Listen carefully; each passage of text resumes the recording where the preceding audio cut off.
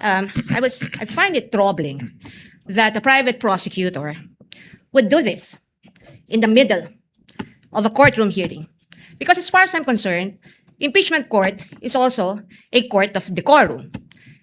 And the rules on impeachment under Rule 18 actually prohibits participants, especially lawyers, from commenting about the merits of the case. Now, private prosecutors, Attorney Amando Virgil Ligutan, posting that a principal or lawyers and law students know by heart misleading questions are not allowed even in cross-examination. Now, this was posted and picked up by Inquirer.net at 11:29 a.m. today. And I surmise that this has something to do with the exchange between the private prosecutor, Attorney Kapunan, and the defense counsel, Attorney Ferrer, on the matter of the cross-examination question that Attorney Ferrer asked the prosecution's witness. In effect, Attorney Ferrer was only saying that leading questions are allowed on cross-examination, not misleading questions, and yet we have a private prosecutor immediately taking to social media and posting this, implying something against the defense counsel. We will not have this. Your Honor, in the interest of fair play, may I request that the counsel for the panel of prosecutors, Attorney Virgil Ligutan, be recognized, Your Honor. Unfortunately, counsel, no, the presiding officer will not allow that at this time. The presiding officer takes in advisement the manifestation of the counsel, the lead counsel for the respondent, because quite frankly, Honorable Luistro, I asked the clerk of court to monitor the public statements of the counsels of the parties this past week. And one side has been crossing the line many times. And in fact, the presiding officer is already in the process of drafting a ruling and a warning and an order pertaining to this. Because clearly, I can even name all of you who have been commenting on social media in violation of Rule 18 of the impeachment rules. But I will do that on Monday perhaps, after taking advisement the manifestation of the counsel for respondent. Ang budget daw po ng NPA is 5.8 billion. Alam niyo po ba yon? Sinabi po ng Nika. Hindi ko po narinig yun sa Opo. news. Sa palagay niyo po ba, sapat yung budget? Na magkano po ba ang sinasabi niyo? 500 million ba ang naibigay? Pero yung Kasama na po yung sa Vice President at sa DepEd. 600 Kumpara niyo po sa 5.8 billion. Sapat po ba yon? January 1, 2024, sinabi po ng AFP na there is no more guerrilla active front. So ibig sabihin po, successful. Based mo sa AFP. Salamat po. So I'd just like to confirm kung tama sabihin na as of now, there's no official finding na may fraud sa DepEd man o sa OVP. Tama po ba? No fraud finding as of now. Kasi nga po, compliance audit lang po ginagawa namin Tama. sa IFAO. Compliance audit lamang, walang fraud audit. Kumusta mga kababayan? Magandang araw po sa inyong lahat. Panibagong araw, panibagong reaction video na naman ang hatid namin sa inyo. At ito nga mga kababayan ay hindi na po nakapagtimpi. Itong si Atty. Singson, ang lead counsel nga po ng defense, itong si Vice President Sara Duterte mga kababayan. Dahil po yan sa ginawang post itong si Atty. Ligutan, kaugnay po ng naging cross-examination itong si Atty. Ferrer. At sinang-ayunan naman po ito ng presiding officer na si Senator Escudero. Dahil bago pa pala mangyari ito mga kababayan, ay minomonitor na nitong si presiding officer Escudero ang mga social media post. Ito nga pong magkabilang panig mga kababayan. At base nga po sa kanya, nakita niya dito na lumalagpas na sa hangganan ang ilang abogado ng prosecution mga kababayan. At sa darating na Lunes nga po mga kababayan ay maglalabas na ng ruling ang presiding officer patungkol nga po dito sa mga post na ito na nakalap nga po at na-monitor nitong impeachment court. Panoorin po natin ang napakatinding banat ng si Atty. Singson sa prosecution. Pero bago yan, kung bago ka pa lang dito sa ating channel ay mag-subscribe ka na at i-click mo na din ang notification bell para maging updated ka sa mga susunod pa natin video. Pag-like at pag-share mo na din ang video ito sa iba pa nating mga kababayan. Maraming salamat po. We submit, Your Honor. Your Honor, Any other matter you want to take up, counsel for respondent? Your Honor, good afternoon.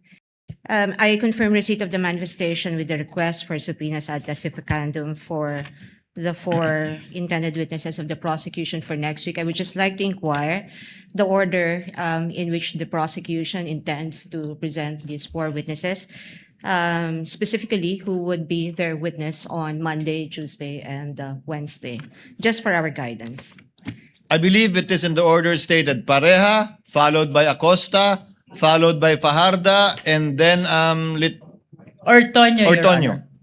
We confirm, Your Honor. In that order. So the subpoena for Ortonio will be issued only on 18 and 19 for sure, because surely we cannot take him up on the 17th. Thank you for the clarity, Your Honor. Second item is that we also would like to confirm that as of today, in response to the directive of the presiding officer, we have not yet received any request for any potential stipulations or any factual stipulations the prosecution intends to ask from the defense. However, the more important manifestation that I would like to make today, Your Honor, is in relation to a social media post that I happened to see. And this was posted at 11:29 a.m. by one of the private prosecutors, Attorney Amando Virgil Ligutan, posting that a principal or lawyers and law students know by heart misleading questions are not allowed even in cross-examination. Now, this was posted and picked up by Inquirer.net at 11:29 a.m. today. And I surmise that this has something to do with the exchange between the private prosecutor, Attorney Kapunan, and the defense counsel, Attorney Ferrer, on the matter of the cross-examination question that Attorney Ferrer asked the prosecution's witness. And I have here a transcript because I find it troubling that a private prosecutor would do this in the middle of a courtroom hearing. Because as far as I'm concerned, impeachment court is also a court of decorum. And the rules on impeachment under Rule 18 actually prohibits participants, especially lawyers, from commenting about the merits of the case. Now, one may argue that this isn't about the merits of the case, that he probably was just commenting about what ought or ought not to do in a cross-examination, but we're not naive. What the private prosecutor is talking about, he's here, he can explain it. He can explain himself if the presiding officer so desires, but I really just find it in bad taste to do this at this time. And I think it is inappropriate to do that to a fellow member of the bar, because even as we sit on the opposing side of this hall, we remain to be both members of the bar, and as officers of the court, we owe each other respect, politeness, or even kindness. And it doesn't take one to be a lawyer to know that the first thing that our parents teach us to do is humility. Your Honor. No, I'm not yet done, Your Honor. In fact, I have asked one of our lawyers to review the actual transcript from the video that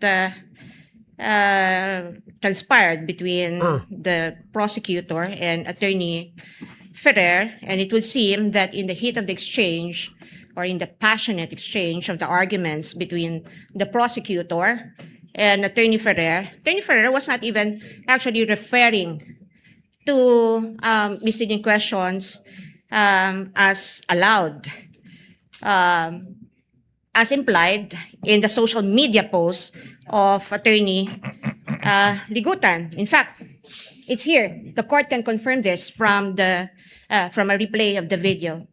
Attorney Ferrer, sinabi ho ba yan sa JC na dapat may mahuli? The witness answers, ang nakalagay po kasi sa JC under 4.8.2 ay proof of success. Attorney Ferrer, hindi. Sorry, Your Honor, please. Attorney Kapunan, let the witness answer, Your Honor. Mr. Presiding Officer, can the counsel be instructed not to stop the witness mid-sentence, Your Honor? Attorney Ferrer, Your Honor, please, can the witness be directed to just answer with yes or no? The counsel has her time to ask clarificatory questions later during redirect, Your Honor. And Attorney Kapunan, not all questions can be answered by yes or no. This is the meat of the contention of the argument between Attorney Kapunan and Attorney Ferrer. Attorney Ferrer responded, I am on cross, Your Honor, please. And the presiding officer said, counsels. Attorney Kapunan responded, "Never mind if you are on cross, Your Honor. There are limits to cross-examination. Misleading questions are not allowed on cross." This was the first time that the matter on misleading questions was actually raised by Attorney Kapunan. And Attorney Ferrer, for some reason, said they are allowed, but she was pertaining to the fact that the questions to which a yes or no answer may be answerable are allowed. She's not referring to misleading. I mean, you know, for in effect, Attorney Ferrer was only saying that leading questions are allowed on cross-examination, not misleading questions. And yet we have a private prosecutor immediately taking to social media and posting this, implying something against the defense counsel. We will not have this. Your Honor, in the interest of fair play, may I request that the counsel for the panel of prosecutors, Attorney Virgil Ligutan, be recognized, Your Honor. Unfortunately, counsel, no, the presiding officer will not allow that at this time. The presiding officer takes in advisement the manifestation of the counsel, the lead counsel for the respondent, because quite frankly, Honorable Luistro, I asked the clerk of court to monitor the public statements of the counsels of the parties this past week. And one side has been crossing the line many times. And in fact, the presiding officer is already in the process of drafting a ruling and a warning and an order pertaining to this. Because clearly, I can even name all of you who have been commenting on social media in violation of Rule 18 of the impeachment rules. But I will do that on Monday, perhaps, after taking advisement, the manifestation of the counsel for respondent. It's not really so much being cordial or nice or kind, but it's a basic violation of Rule 18. I already talked to the parties 2 weeks ago, reminding you that you might want to consider appointing spokespersons who are not part of the panel of prosecutors nor a private prosecutor, but you insist on maintaining that. So after 2 weeks, the court is constrained to make a decision and ruling on that. But we will do that on Monday with the permission of both counsels. Then we will hear you, counsel, and we will hear Attorney Ligutan prior to the court's ruling on the matter. But be advised that again, we have it all on tape. We have been monitoring everything. We may not enumerate it one by one, but we will make the corresponding ruling on Monday. Thank you for bringing that up, counsel. It gives me a reason to actually issue the ruling, which we have prepared and have been preparing the past few days. On Monday, Attorney Ligutan, we will hear you before we make the ruling. Thank you. There being no other matter. Already just a few questions, Silene. Wala pang NFD, lahat ng pondong pinag-uusapan natin. Fourth quarter of 2022, the first 3 quarters of 2023 for DepEd and OVP. Opo, wala pa pong NFD. So wala pang final decision lahat ng ito. Opo, tama Pag po. sinabi nyo nag-demand kayo ng restitution, ang ibig sabihin lang naman ito, kinarga nyo na as an unliquidated cash advance yung mga yung mga dinisallow ninyo.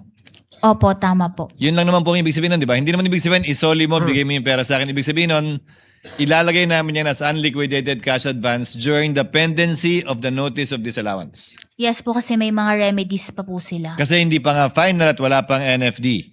Opo. Tama po? Pangalawa, ano po ba pagkakaiba ng disbursement sa transfer? Illegal mag-transfer ng pera ang SDO sa isang non-SDO, pero pwede po ba siya mag-disburse sa isang non-SDO o unbonded na tao? Hindi din po pwede, hindi rin po niyang ibigay yon sa unbonded na tao. Recipient na po yun eh. Yung sa disbursement po niya, opo, hindi banded, pero kung dapat po diretso from the SDO to the recipient of the confidential fund po. So, ang disbursement pwede sa non-bonded na tao, ang transfer ng pondo sa non-bonded hindi pwede. These are technical terms. Opo. Di ba? So, kung ang pinagbigyan ay recipient, pwede yon kahit non-bonded. Opo, kasi siya na yung talagang recipient nung confidential fund. And as a final question, Eileen, I checked the transcript, which the court took judicial notice of. I would like to ask more eyes to look at it. Hindi ko nakita sa transcript na sinabi ni Gina Acosta na binigay niya kay Lachica lahat for the fourth quarter of 2022 and the first 3 quarters of 2023. Medyo may ganung punto pa si Eduarda. Pero kay Gina Acosta, maliwanag na binigay niya yung 125 ayon sa kanya kay Lachica sa last quarter, pero hindi ganun kaliwanag na yun din ang ginawa niya for the first 3 quarters of 2023. Ano po ba particular yung pinagbasihan niyang dokumento nung binanggit niyong dinisallow namin agad dahil sabi niya Acosta, binigay niya lahat kay Lachica. Hindi ko po makita, baka pwede niyong maituro sa TSN. Naku po. Kung saan? Yun po kasi ang pinanghawakan namin doon, yung general statement niya na yung ginagawa nila is ibinibigay niya kay Colonel Lachica yung confidential fund po. Pero ang tinutukoy po niya ay yung 2025. Yung general statement po ni Eduarda, yun ang tumutukoy sa confidential fund ng DepEd para sa 3 quarters ng 2023. Pero hindi po pareho yung statement nila ni Gina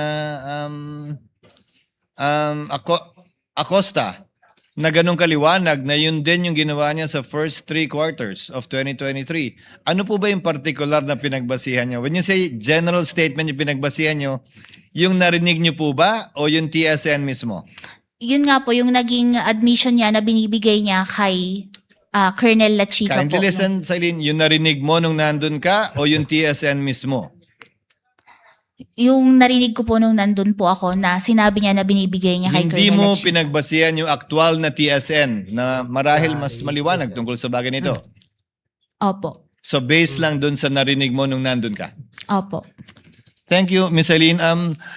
Senator Padilla, yes,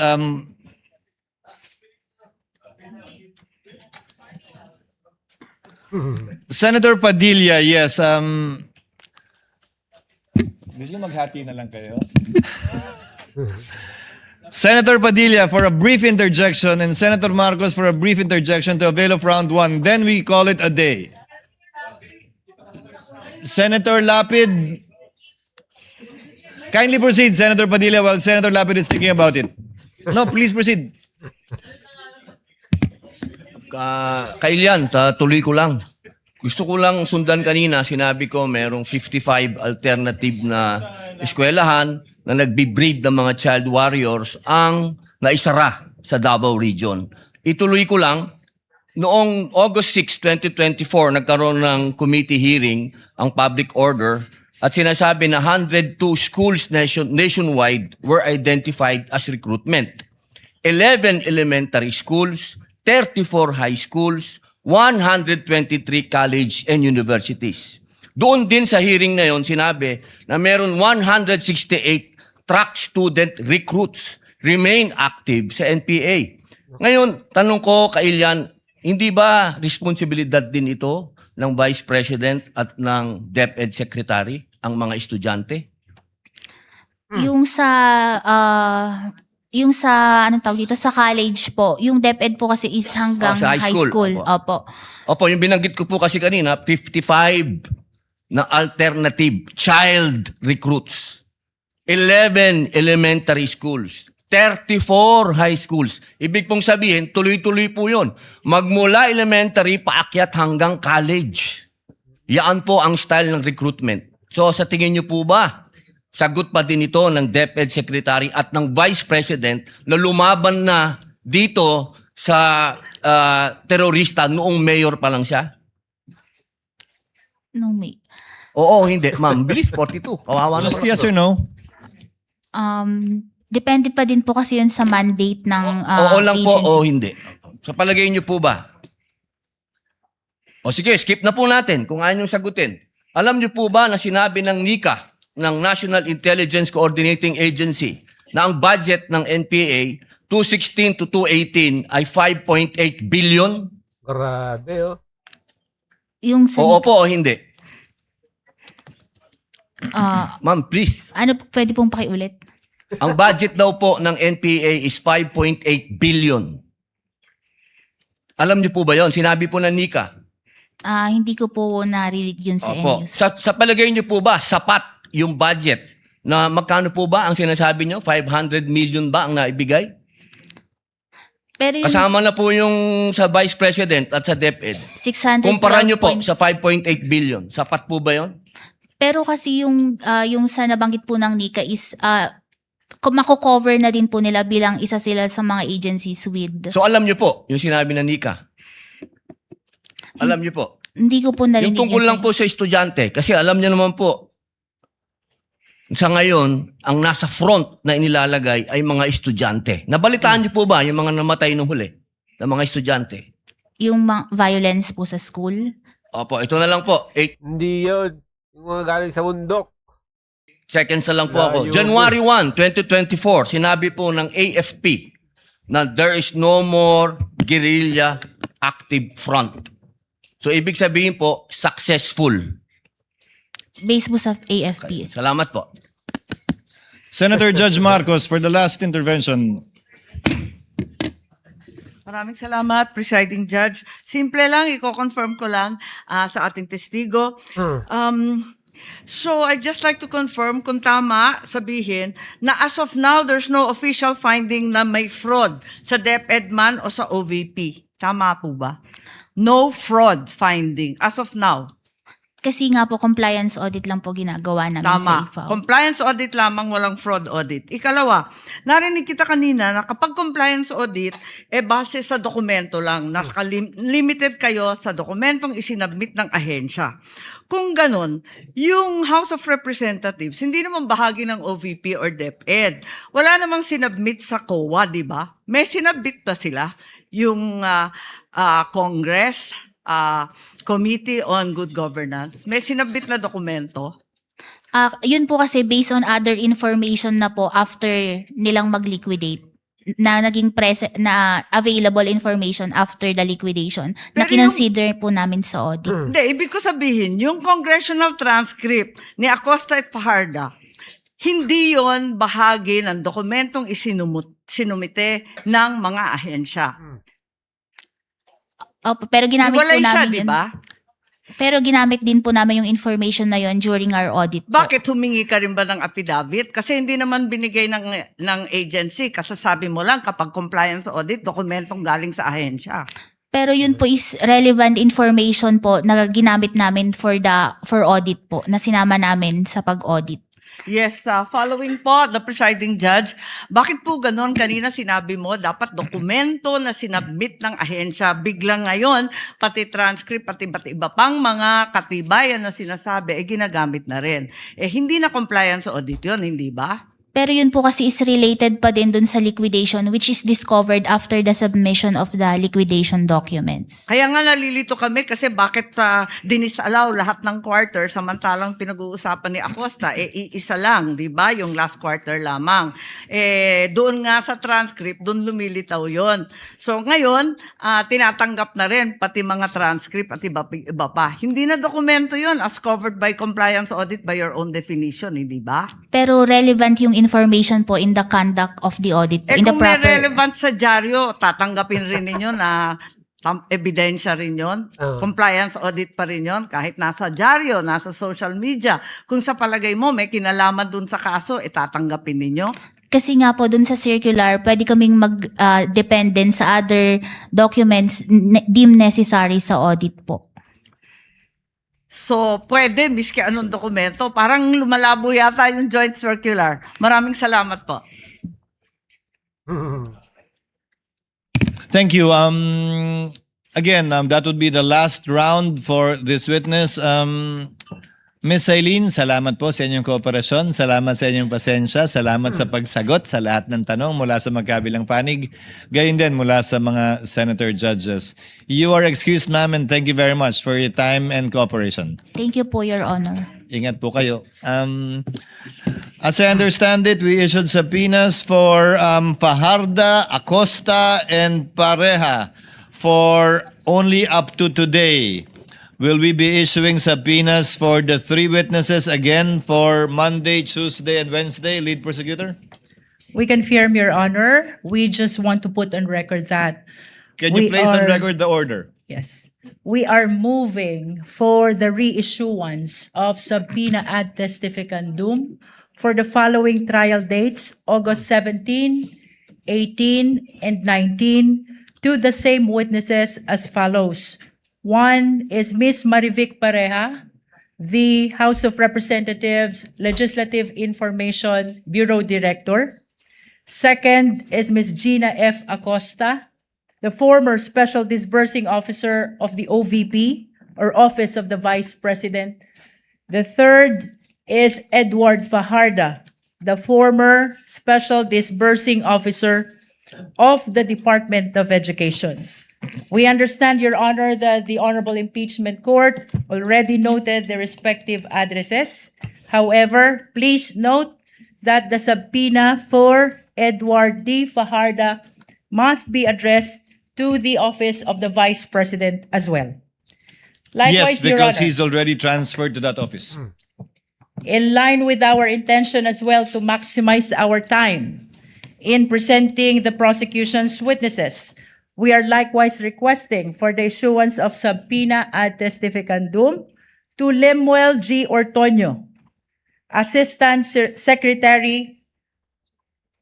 Chief of Staff of the Office of the Vice President, with the same address at OVP Office, Your Honor, in Mandaluyong City. So this is the fourth one. Sorry, Your Honor. This is the fourth one. This is the fourth one, Your Honor. And we would like to put on record as well that the written manifestation with request for subpoenas ad testificandum has been furnished to the defense and has been filed with the Office of the Clerk of Court of the Honorable Impeachment Court. And the chair would like to remind the lead counsel to kindly furnish the counsel for the respondent any requested stipulation for documents you may want to prior to the scheduled trial of on Monday. So hopefully within the day or tomorrow, so that they can already comment on it in open court on Monday. At yun na nga mga kababayan, hanggang dito na lang po ang ating video. Kung ano man po ang inyong opinion sa video ito, ay comment nyo lang po sa baba at ating pag-uusapan. Naway maging kabahagi pa tayong lahat tungo sa pagsulong at pagunlad ng ating pinakamamahal na bansang Pilipinas. Ingat po kayo palagi at maraming salamat.